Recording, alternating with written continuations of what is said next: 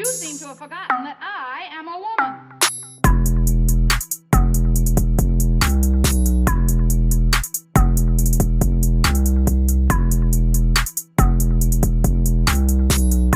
Okay then. Well, let's step it up a notch then. That's why we're the experts, everybody. Too much content, baby. Dog. Okay, I'll do a quick at the top too much content plug. Everybody better be pay attention to pod class right now because we are saving you money and we are thousands and thousands of dollars on a camera when you could just have this tripod that's sitting in front of me that's $60. Don't be stupid. Don't be stupid. This is your podcast.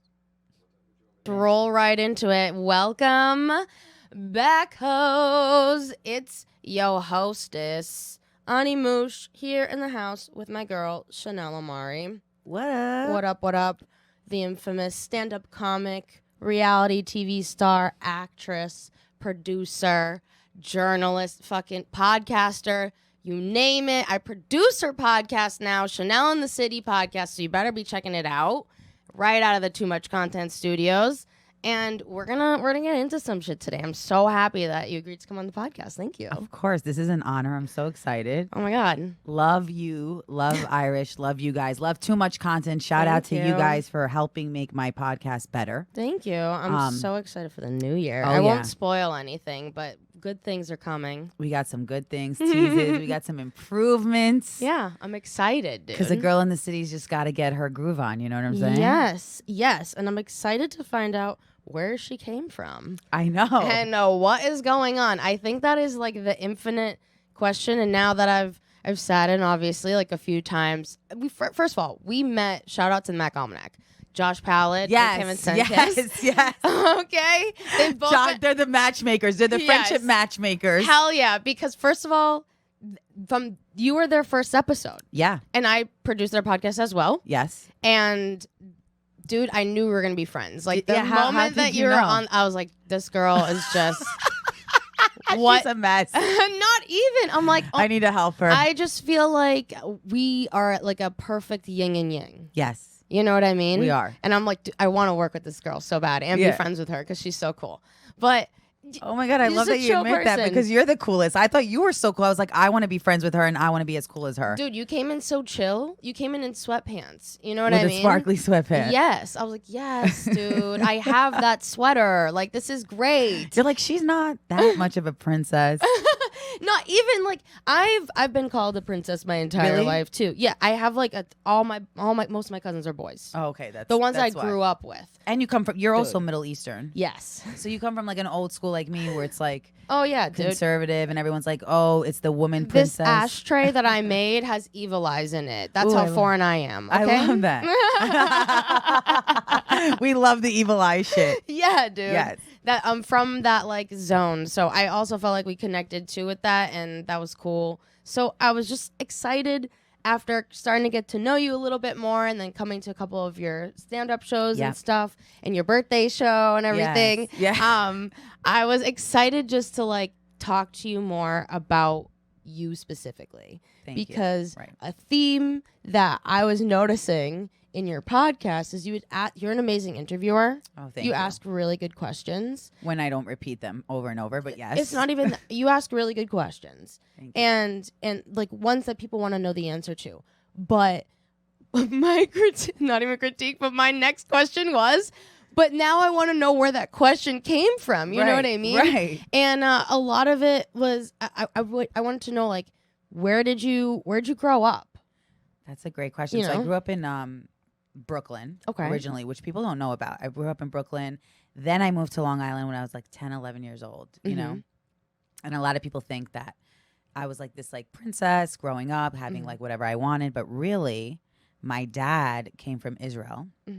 So my father's Israeli Iraqi, and my mom came from Colombia, and they my both God. were like foreigners, and they Yeah. came to America. It was like an American dream. My dad drove a taxi. Long story short, ended up owning up his own shoe business and was a shoe designer. And my mom, you know, she came from Colombia and she had a psych major and she worked for my dad, and then they like fell in love, which is really like part of who I am. I think for a long time I buried that and I never explained that, but I feel like that's who really I am. You know, coming from my roots, like my parents being hard workers and teaching me hard work. And I worked since I was 14 years old for like my dad, or I was a waitress or a bartender for my uncles. Like there's a lot that I did before I became the Princess of Long Island, bitch. Can I?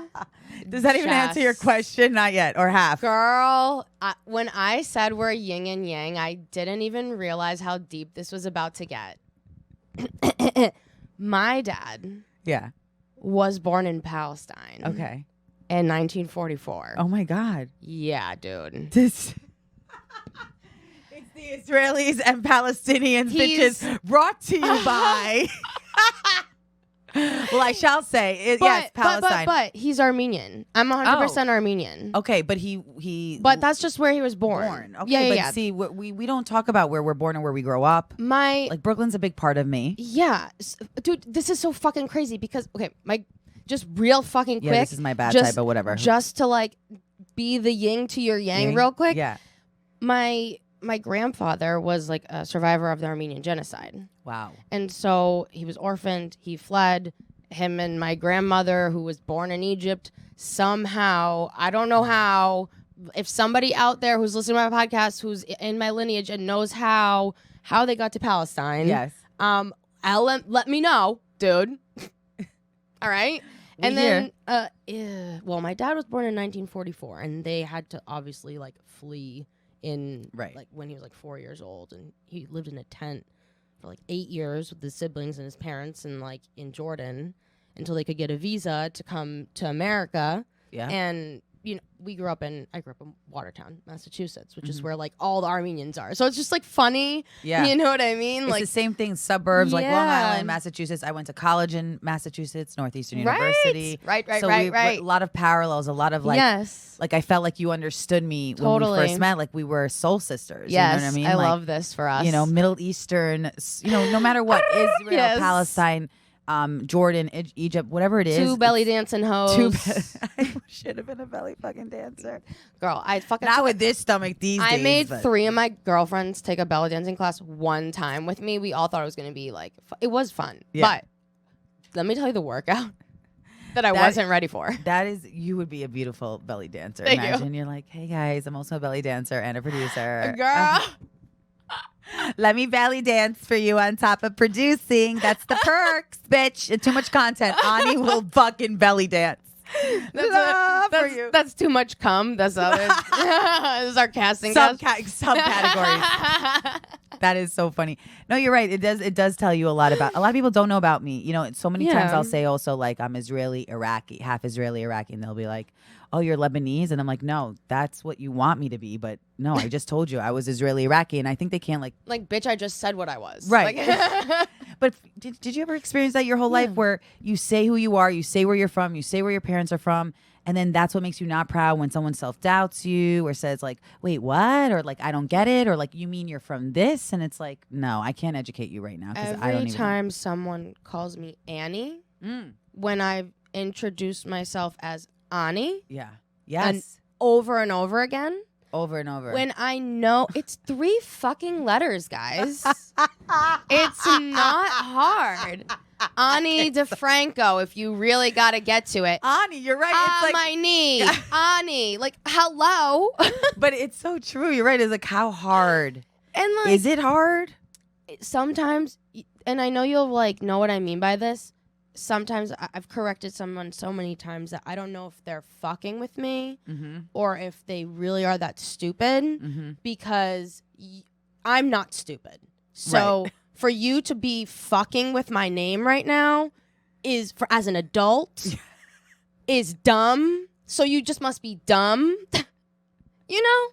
That's so true. I sometimes don't think, I don't know if people are just fucking with you or just trying to make a point that they're better than me sometimes when they don't acknowledge, you know, because I'll even say Chanel, and growing up Chanel was like, oh, Channel, oh Chanel, like I don't know, and a lot of times they were fucking with me, like they were, But it's like, why can't you get my motherfucking name right? It's the perfume, bitch. Yeah, dude. Like Coco Chanel. Yeah. I sometimes I should have said that too back. Like, hello, Coco Chanel. Have you ever heard of Coco Chanel? But no. And when they say no, okay, peasant, like, and then you walk away, I guess. Right. I guess. Yeah. But like, I guess that's what makes us princesses, right? Whatever. That is what makes, yeah. I mean, we are princesses, bitch. Everybody has been called a princess if you're a woman. Yeah. I think I get a lot of like that, like when someone's fucking with me, I feel like they think I'm, for lack of a better word, like cute. So that's like how they're trying to flirt with me or something. Okay. Or like, do you relate to that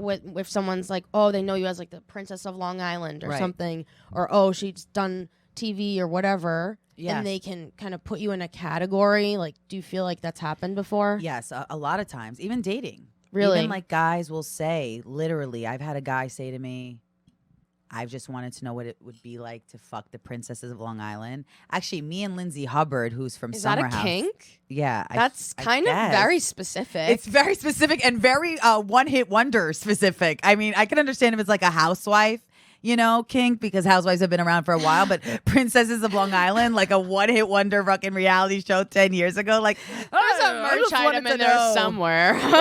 because Long Island's very diehard fans, like Billy Joel, anything one-hit wonder, not one-hit wonder on Long Island people. I get it. He was a lawyer on Long Island. He knew about the show, and he basically stood me up on a date because he was like, listen, I don't think this is going to go anywhere. It seems like you have high expectations. I'm like, high expectations? I just wanted to confirm if dinner was at 9 or 8. Like, you fucking idiot. Wow.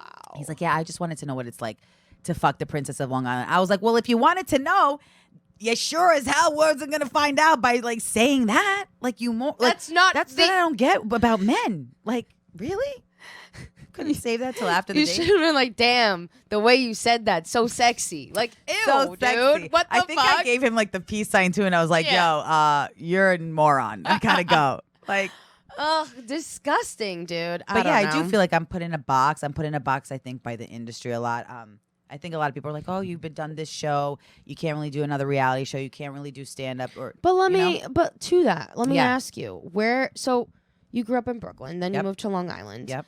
And so where did you kind of start in, I guess, entertainment in your life? That's a great question. My first job was when I was 17. I was doing a co-op program. So Northeastern University had a co-op program. And the last semester of your college of senior year, you were able to work and get credit. Cool. And then it got you to your next job. So I grew up with, a lot of people don't know this.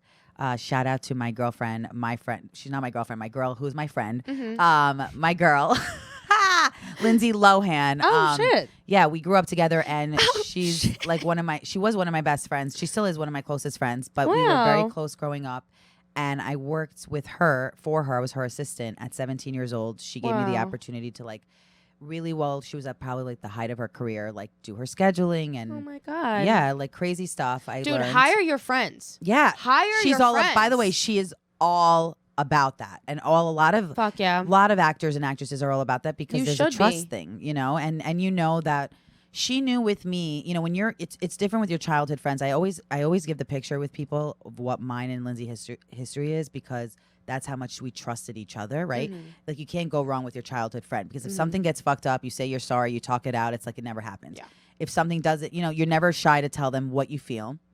And how to fix it, right? Yeah. So that's our relationship was always growing, because she would tell me what she didn't like. She would tell me her likes. She would tell me like why there were certain things that were happening in the business, instead of being like typical celebrities who were like, just do this. She'd be like, this is what you have to do in order to be successful. This is what you have to do. She would like give me an example, like, why am I making you do my schedule? Like, I'm making you do my schedule because if my schedule's not right, then everybody like can fall off, So it was just a great experience. That sounds familiar, Chanel. I am not a good scheduling person. I need a fucking assistant. If anybody out there knows of one, please. No, but I worked for the family. Her, Dina Lohan. Dina Lohan was managing her at the time. She was a manager. She knew I wanted the experience. She was friends with my parents. That kind of childhood friends. And I learned a lot from them. And then I went into working as a production assistant, worked my way up as a producer for the Maury Povich show, Anderson Cooper. Holy shit. Yeah. Bill Cunningham, Barbara Walters. You were 17 at this point? No, so 17 to 18, that was my year job. Well, actually, that's a lie. 17 to 18 was the first year I worked for Lindsay, but then I ended up working with her and working my way up till I was 22. Oh my God. And then when I was 22 to 25, I produced for Maury Povich. Wow. 25 to like 26, 27, I was with Anderson Cooper. And at the same time, I was doing Princesses of Long Island. I got picked to do the show Princesses of Long Island, which I'll get into. Yeah. And then, till I was about 30, I'm still freelance. I'm still a freelance producer. People don't get that's my bread and butter. I do casting, I produce, I do content producing for major talent and major networks. And I still try to pitch shows every day, you know, because it's a fucking hard business. Yeah. You know? Dude, I feel like you would appreciate this. It's a lot. Dude, last year, was it last year? Yeah, it was 2020. When I first moved to New York, just to like kind of get into the mode of like I am producing a show myself. I did a dating show. Ooh. Online. The whole thing was remote because it was shit. COVID. Yeah. And it was called Don't Want to Die Alone. Oh, I love that name. That's a good name.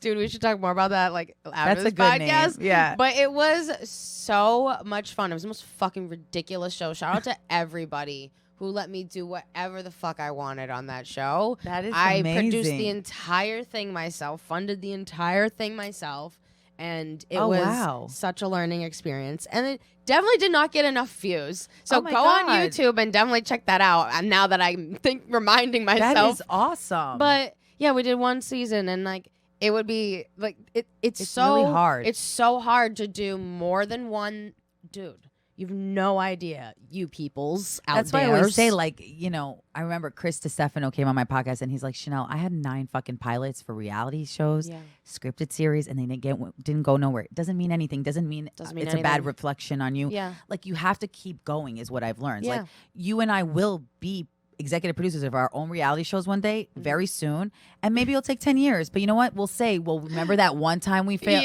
you know, that one time we did it. Like, you're never gonna get it done if you don't do it. Dude, this podcast, like, it took me multiple apartments. Really? Yeah, dude, it took me, I started it multiple different names. I had like the first episode alone took me several tries. And wow. I shout out to everybody, I've said this before on my podcast, like, thank you to everybody who helped me out in the process and who like got me to where I was. But I mean, I work on, you know, a lot of shows, as do you. And to work on your own project and really like, I don't do shit half-assed, dude. Like, it's a process. You'll see my process. Like, that's why I was putting it on a pedestal. Like, it needs to be perfect out the gate, and it doesn't. It doesn't. And I was preaching to people who are starting.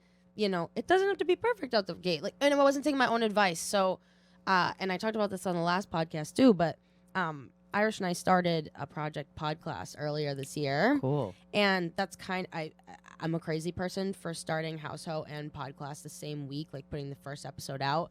But part of that was a test to see if podcast was a successful guide, you know, in this is how you would start a podcast, right? You know, and I can definitely say that I've taken the steps. Like, we're episode, I think this is 13 now, and that's out. And that's awesome. Fuck it, it's amazing to see like, oh, my advice does work if I just follow it. You know? Yeah.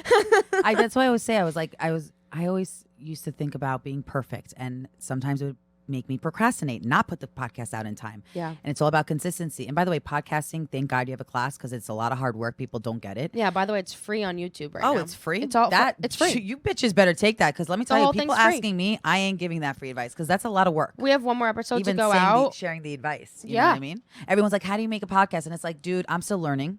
Because you do learn along the way. There's trenches. You know, you and I talk about this offline all the time, how to make it better, how to make it spicier, how to make it more engaging, how to give people what they want. Ultimately, I want to give people what I want. That's why I say, I call it a diary. I don't like to be under the pressure, like every week I have to be out, or we have to do it like this, or no. I like to talk about things that are resourceful, educational, and real, helping people feel less alone, because I feel fucking alone, to be honest with you.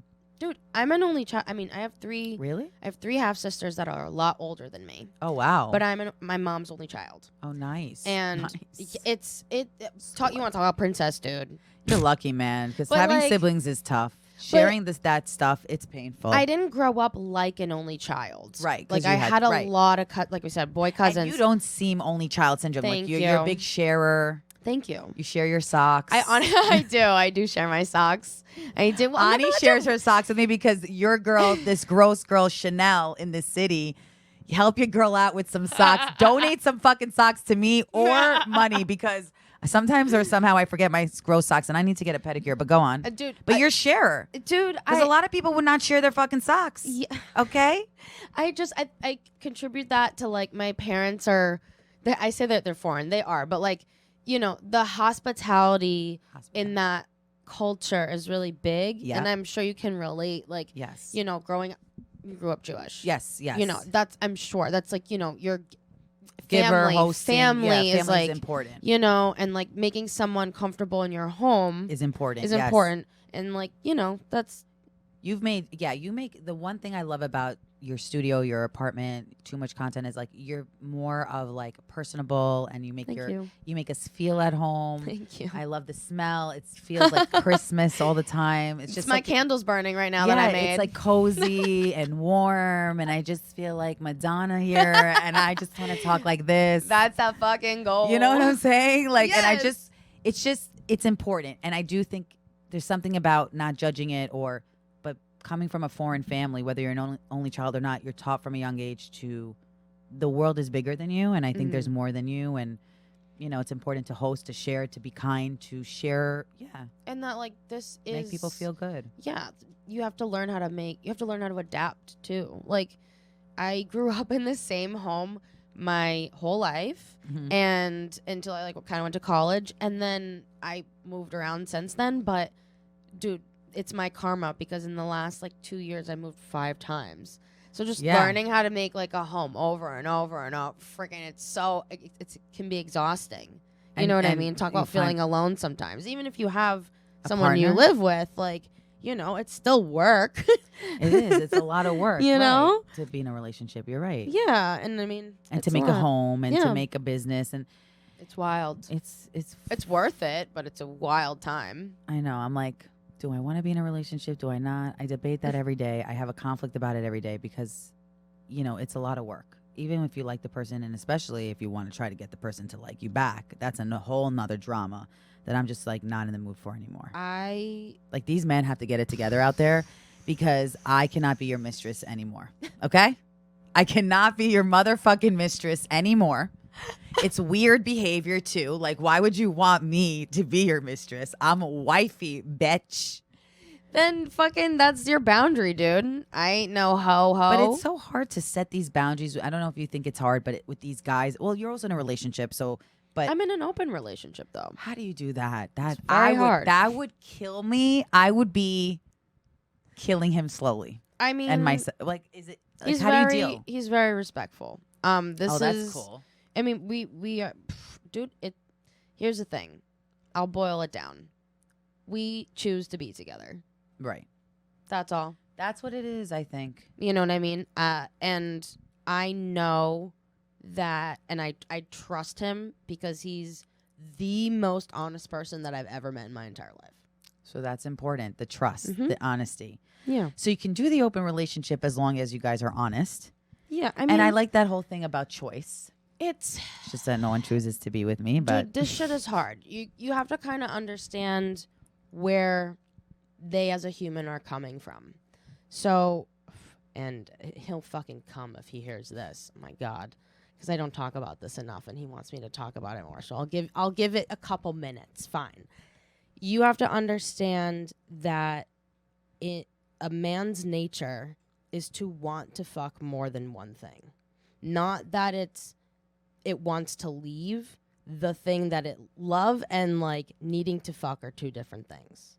So like if it's not that they want to leave the one thing, they just want something different.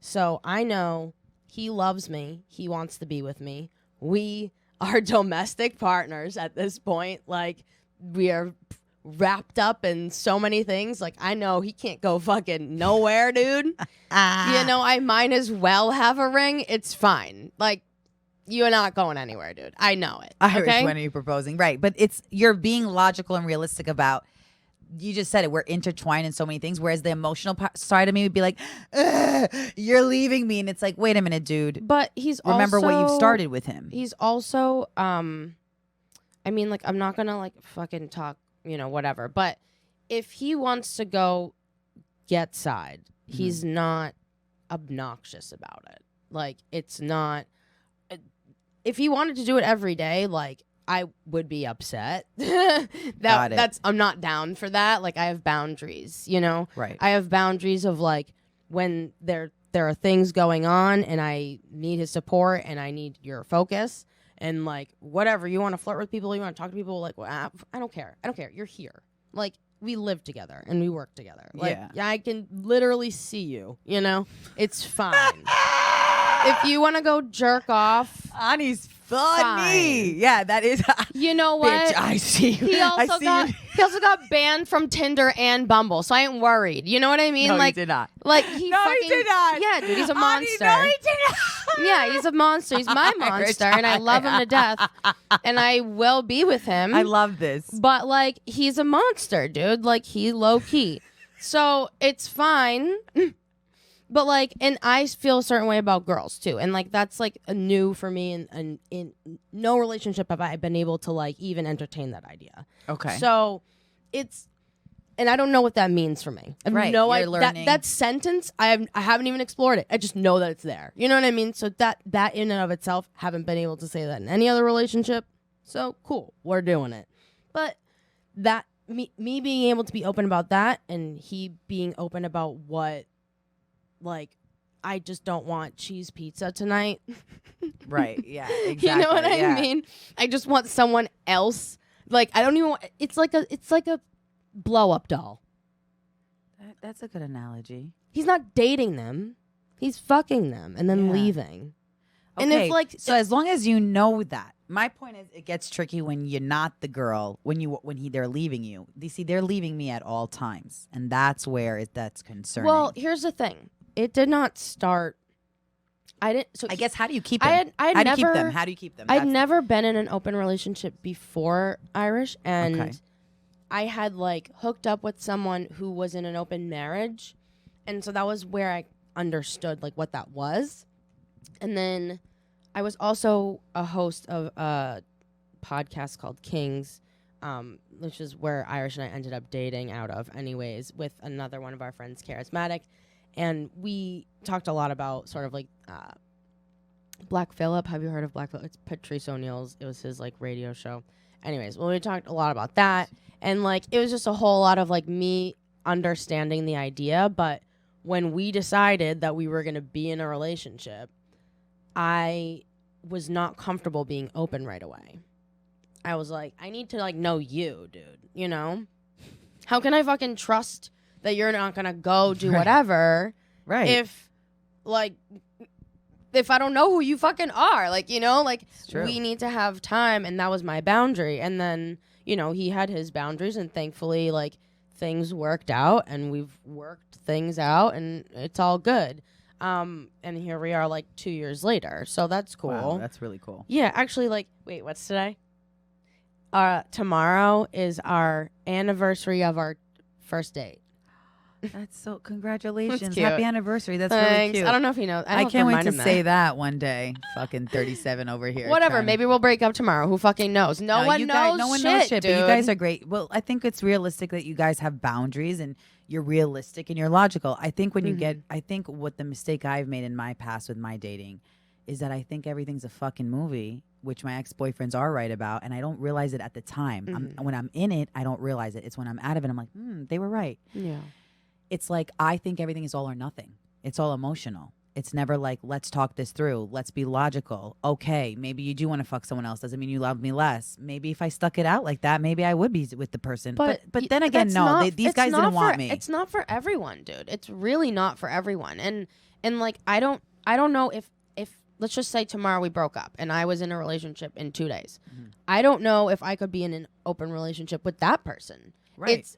It's like I guess person specific is how I personally feel about it, because how do you like everybody works with different values and different boundaries. Sure. So That's what we also forget. So we all are different. It's different values and different boundaries. you might be like, what you're calling it a mistress, but let's just say like, someone who he's married or he's in a relationship or by whatever. the way, just for the record, I've never been with married men. I'm saying mistress in the term, it's probably not, but it's always the side chick of like never being taken seriously. Sure. It's always like the friend with benefits. I'm always categorized as the friend with benefits or the girl who I like to have fun with, or I'll hook up with Chanel for a while and then I'll fucking ghost her. There's never commitment, because if there were, then I would be taken seriously as the girlfriend. I'm never the girlfriend.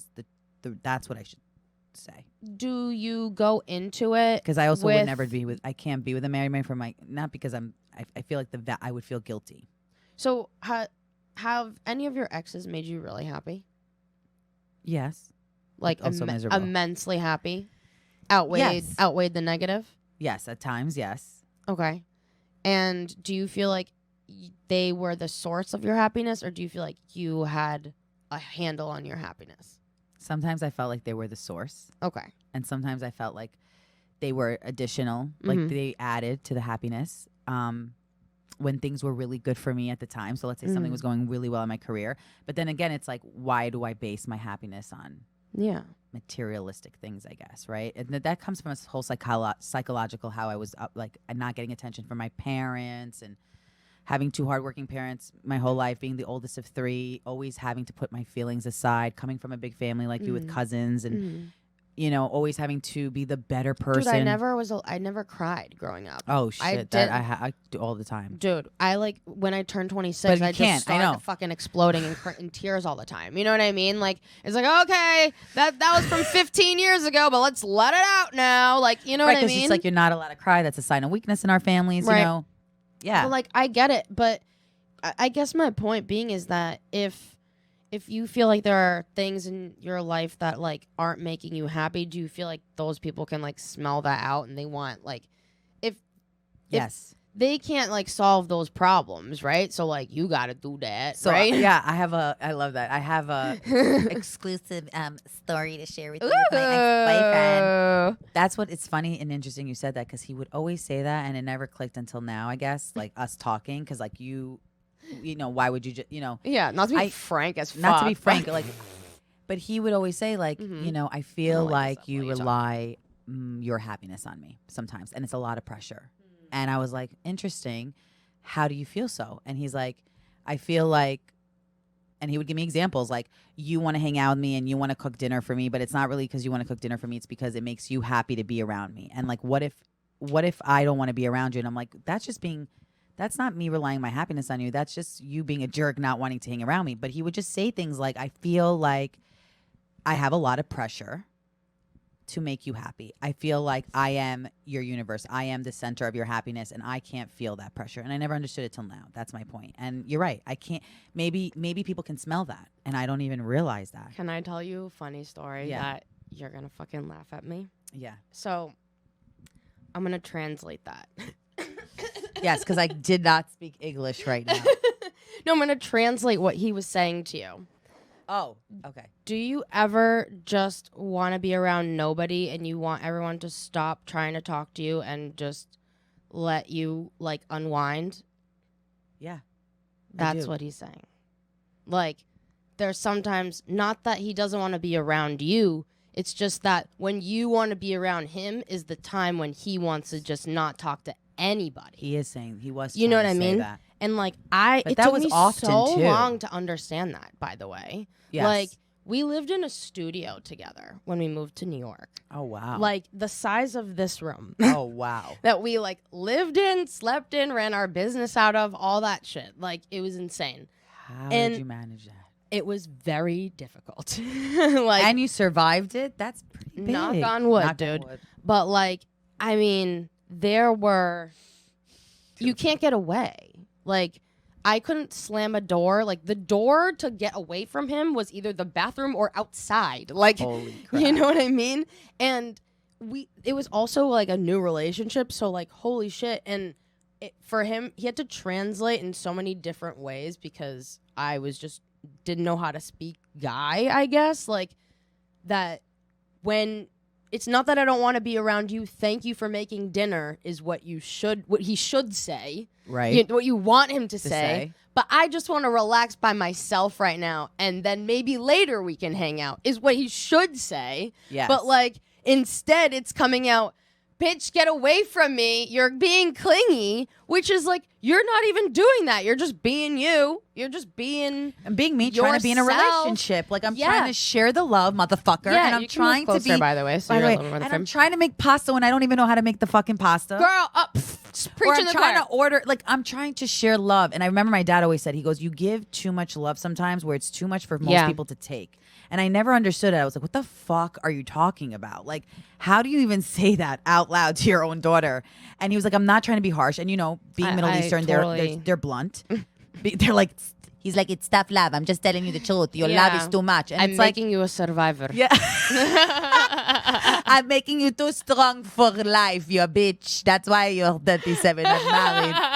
But it's like, what do you expect? So do you want me not to give love? And it's like, if that's who I'm authentically am, then fuck everyone who doesn't want to understand that or receive that, right? But there are boundaries. I agree. What I've tried to do now is like, because, okay, in my house growing up, this is just the fucking way I was raised, dude, is that if dinner is made, then we all eat together. Yes. Like, even if it's in front of the TV, no one wants to talk, like, we're still eating together. Like, that is the time. And so I'm dating a white boy, okay? Yeah. Not that they don't do that. They totally do that. His family's wonderful, okay? But fucking, in my mind, I'm applying, like, what I assume is, like, what is the deal? That might not be the case all the time. Now, we eat whatever, but fucking, I don't have to wait for him to eat is the point. Right. You know what I mean? Like, it's just, I don't know. It's funny, like, you can't assume that they know what's in your head. I know. And, you know? and even if you communicate, I think the communication really ended it was really clear when he was just basically like, I just don't want to be with you. And I want to move on. And whether he left me for his ex or he left me for someone new, it doesn't even matter. It's Doesn't like, matter. Yeah. where he wasn't communicating that before, and he was saying like things like, oh, you're basing your happiness. Basically what I realized is, yes, there's two sides to the story. I did maybe lead on that I based my happiness on him. And also where I could have been less desperate and lesson learned here. Even when you're in love, I think there's boundaries. You shouldn't have to show someone how much you're in love with them. And I don't think you have to give so much or sacrifice, which has made me kind of be a little bit selfish now when I see I'm dating guys. I see that I don't give a lot. Like where I used to be thoughtful and like buy them a present and be like, I thought of you. Like, I'm not doing that shit now. Doesn't matter. Until you prove yourself to me, I'm not doing that. You know, Doesn't matter. That's not even what matters, like, at all. It really doesn't you matter. know, especially right. like now, like fucking dude, look at like what really matters. Like we were just locked down for 2 years. Like what's going on? You know, Holy like shit, 2 years. that's not even what matters anymore. It doesn't matter. And you know what? You're right. And it's and it's it's hard though. It's just hard to be it's hard to know who to blame. Because you want to get better as a person and you want to be like, Dude, did if I it's do hard to know fuck who to up? blame, you blame you. Right, because you're like, You know, did I do you fucked can't up change- shit? Like, did I blame? Like, did I base my happiness on him and put pressure on him, or did he just not like me enough that he didn't know how to get out? And I so, think the bottom do you know what I'm line, saying? if you in your like heart know like what makes you happy, or you're at least on the path and you're making an active journey, I think that's all that fucking matters, dude. yeah. And like, if you're happy, then like your light like attracts. You know what I mean? Like you shouldn't be chasing like anybody. You know? yeah, you're right. You know? You're right. Someone should just be obsessed with you because they're obsessed with you because you're fucking awesome, dude. Yeah, Ani, Like, that's right. I feel like right? I am. Like you're a funny Sometimes. fucking I am, right? human. I'm funny. You're nice. Like I you're am. creative. Like look at all Thank you've you. done. But like, dude, and which also brings me for the reason why we even had this like joint to Joint begin session. with. Yeah. Can we segue into what? Yes. Okay. So we were talking a little bit about your podcast. Yep. Chanel in the City podcast. Subscribe. And check it out here at Too Much Content Studios. And I noticed as your producer, often talk to your guests about bullying. Yes. And like, have they ever experienced bullying before? Have they, you know, in their process, in their journey, in their craft right now, how's there been people who are doing the same thing that have tried to actively push them down? Yeah. And as your producer, I'm sitting there and I'm like, all right, like, yeah, I like this. I like where this is going. Okay. And then I'm like, wait, but Chanel, why are we, I want to know why that question always seems to be a theme, because it's a great question. This is a great question. I've experienced bullying in my life, right? And honestly, it brought me to comedy, which we can get to later. But I would love to know really where that question stems from. I love this question, and you're like one of the first. You are the first person to ask me this question. Holy shit! Really? Yeah, I feel like no one really asks me where I come from or why I do what I do. I think a lot of people assume and what they read or what they know, and they think they know, but they don't know me. So I think why I asked this question is, long story short, I've been bullied since I was a kid. So since I was in middle school, I feel like I was always a misfit and an outcast. I always tried to fit in with the popular girls, and I did at times. But even when I fit in with them, I still felt like, when you still feel like the nice girl, the misfit, the one who's always trying to do the right thing, and also always you're like the B the mean team. Girls. Yeah, I'm the B team with the A team, That's the how mean I girls. felt. Yeah, and I also felt like I turned to comedy to either fit in, which was being the class clown, or making these girls laugh who were the popular kids, because I was pretty, but wasn't pretty enough to just be popular. And I wasn't, I had to be funny. That really, I really believe truly I had to be funny to get whatever I wanted. We had to develop a personality. Yes, Imagine that. And it did help when you were like cute and funny. You know, the whole package deal, or smart or whatever. And also I remember like not getting the best grades, whatever. So I would make people laugh. Yeah. And I also remember having a lot of points with the guys in school because, we wouldn't hook up. It was just that I would always make the guys laugh. So I was one of the guys, and the girls loved that because they would have crushes on the guys. They would want to chill with me. And so I did stand-up comedy in college, because it was a way for me I was pledging for a sorority, and I remember getting bullied a lot during pledging, which is part of hazing anyway. But I remember feeling like, why am I going through this trauma to fit in? Why am I going through this to just be like popular or cool or go to the cool parties? Like there was just something about it that was so unjust and made me feel like, is this only happening to me? Am I taking this wrong? Is this bullying? And then after that, I remember, especially in the entertainment industry, and as a woman, and I didn't understand at the time. I always thought like, my dad raised me like equal opportunity. Men and women are equal. You're not any different than a man. You can be as powerful and as beautiful as a man. Whatever the whole thing he taught me. And then I got into the real world and I realized, oh shit, no, I can't. And then I realized a lot of men were using misogyny against me, and I didn't understand it. It was more like patronizing and intimidation and making me feel scared to like talk or speak up or not ask for. I remember asking a boss once, for a title and a higher position and money, and I deserved it more than, forget my male counterparts, but I just deserved it in general. And I remember him saying like, you're just a girl. Like, what do you mean? And I was like, how are you fucking saying this right now? What even year was this? It was like 2000, probably 12, 13. I mean, not not that recent, but like recent. But, things like that, or like just making me feel like I wasn't good enough and that I had to fight twice as hard as a woman. And a lot of times when I went into comedy, because a lot of people don't know I've been doing comedy for 8 to 10 years now. I would say 10. We're going on the 10th year. But the first 4 years were open mics. So like no one's knowing your name when you're doing open mics. Your head's down. You're going in and out of open mics. And I did them really thoroughly and hard. And I was hard at them. And then I realized open mics weren't good for my mental health. And what do I mean by that? Dude. It's a boys club, and it's a bunch of men just like not paying attention or criticizing you. And if you have a car, fucking forget about it, dude. What? Dude. You're in the in club if you have a car? If you have a car, like everybody needs a ride all of a sudden. Right. Like, dude. So so I'm like, and then I did shows, and then I did other avenues, when comics get TV opportunities or radio opportunities, I had to commit to a radio show which actually had comedy in it on BLI on iHeartRadio for like 4.5, 5 years. But I would still go to shows, do midnight shows at the Grizzly Pear, do midnight shows at Stand Up New York. Hustling. So when I was doing this, a lot of times, not just in comedy only, but in music, in radio, in TV, when I was doing Princesses with my cast members themselves, with people behind the scenes, I would be told things like, you can't make it, like you need to pay your dues constantly, which I've been paying my dues since I was like 17 years old, 14 really, but whatever. Yeah. You need to work Just fix this much harder. Yeah.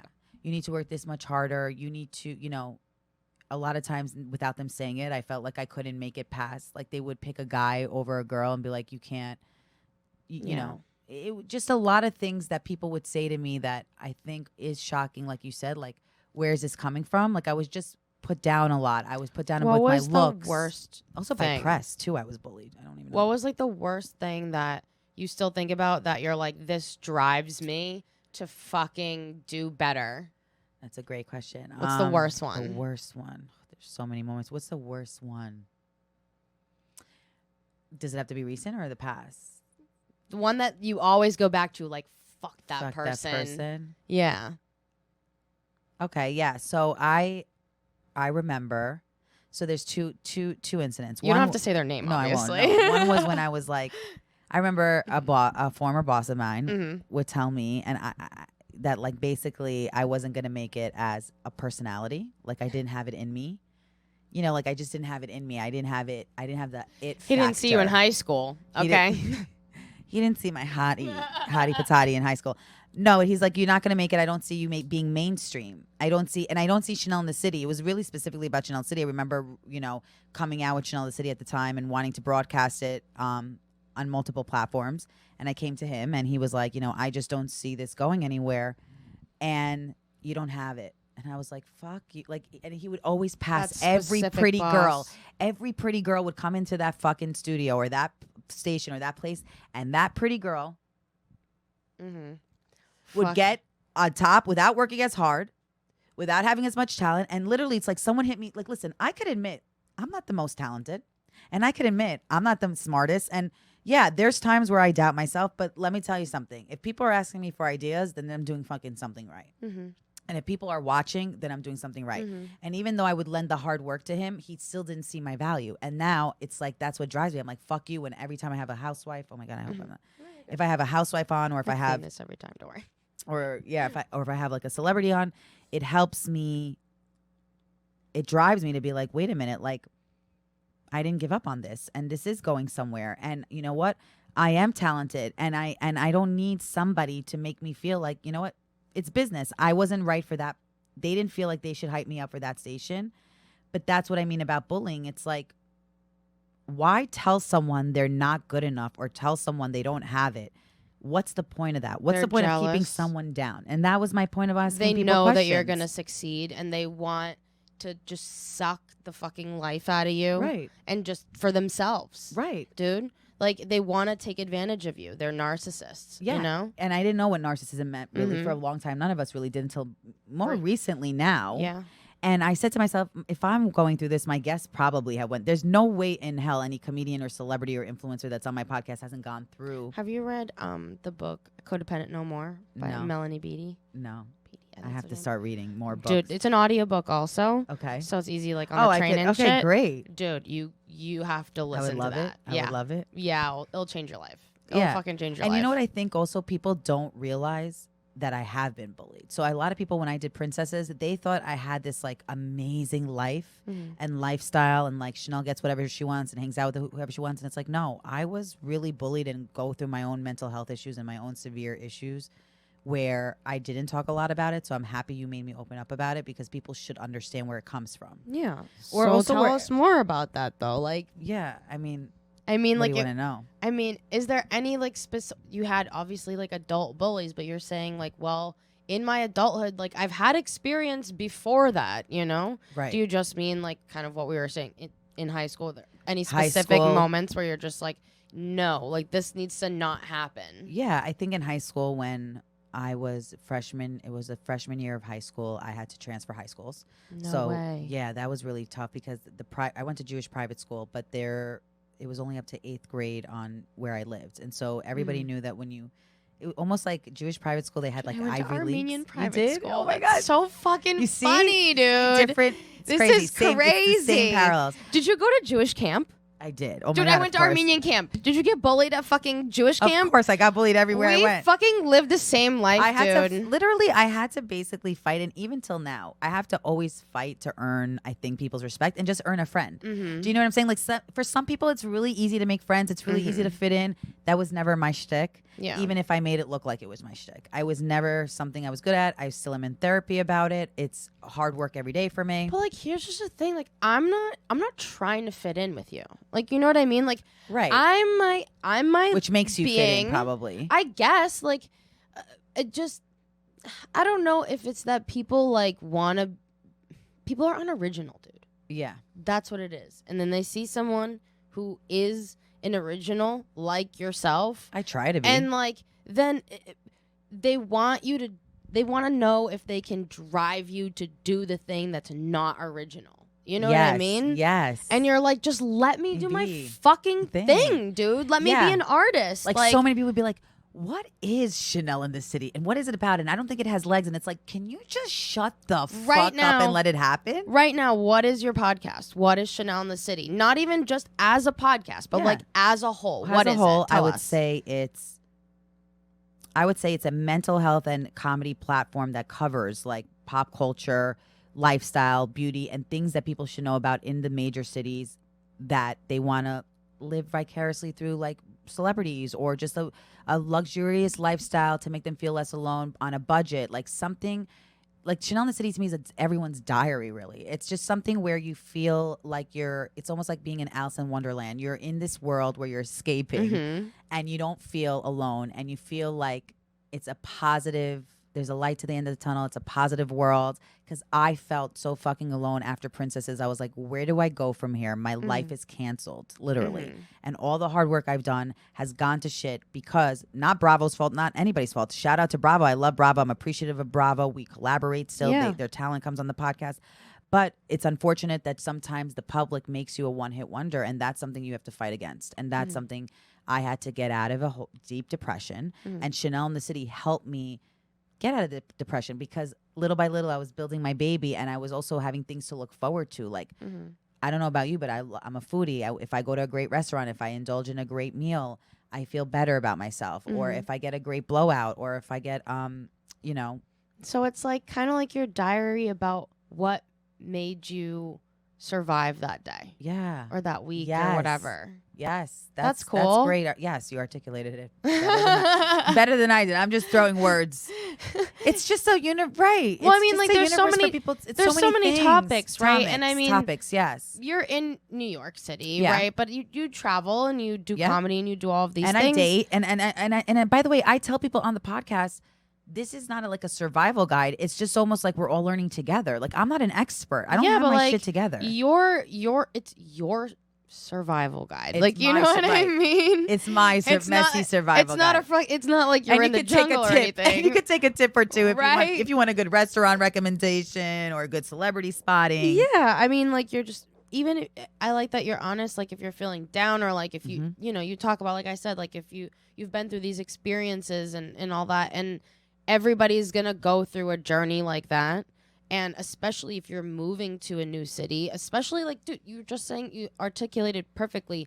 Everybody just went through a journey where their life got canceled. Yeah. You know what I mean? Yeah. That's so relatable, you know, and just building yourself back up after that. That's kind of how I got my feet kind of rooted in this podcast. And like, I'll actually end on this note too. I wanted something that was going to keep me accountable. Right. You know, like, right. Accountable. I have this, and that's sort of what I've been trying to pitch to myself now. Like, this podcast is like my accountability podcast, but in general, like it's for that. I just needed to be talking about my art more. Yes. And I needed to be talking to people who are going through that same thing, or who have done it successfully, or maybe they just failed at it, and like, how can we learn, or how can we do better? And everybody's going through that shit. Like, no one knows what the fuck's happening right now. Like, there's a curveball every day, dude. But it's like what you said too, when you got me to open up. Like, I think also when I ask my guests, it helps me learn more about myself and take accountability of like, what did I do, or what went wrong, and what can I take on my part, and what has been really the reality of the bullying side of it, and how do we cope together and move past it? You know what I'm saying? Like, I think that's important, and that's really why I asked my guests about it. Oh, how can I learn from you? How can I be different? How can I feel more closer to you? Yeah. You know, it's not been an easy journey to get here, you know, and this is something that I feel like your podcast is something that you have to look forward to. Yeah, dude, this is so much fun. Like,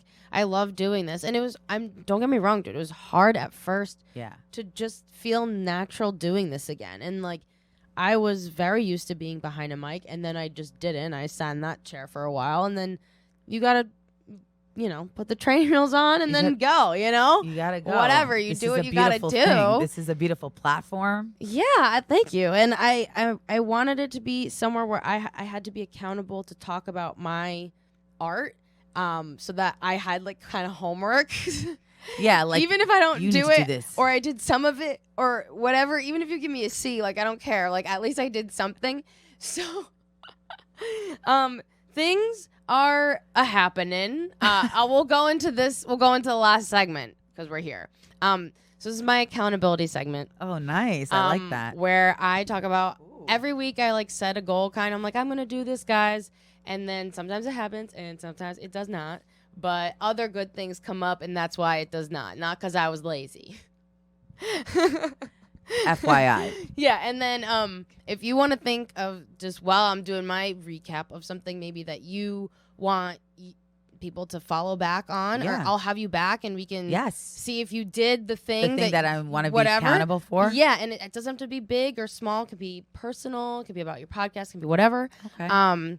So for this week, I had wait, when will this come out? This will come out this Friday.